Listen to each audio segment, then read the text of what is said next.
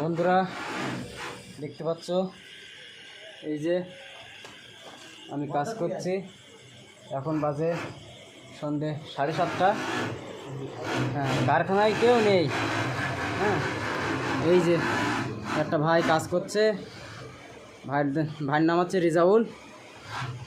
কেউ নেই আজকে।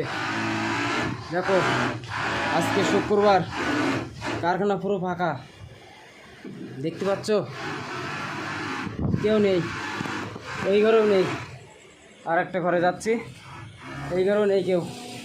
এই যে আমার একটা বড় ভাই এই যে কাজ করছে, দেখো কেউ নেই কারখানায়। হ্যাঁ, সপ্তাহের দিন আসলি, রবিবার আসলি খুব টাকার দরকার, খুব টাকার দরকার। একটা কাজের মুরুদ নেই, আবার কারো সমিতি সংসার চলছে না।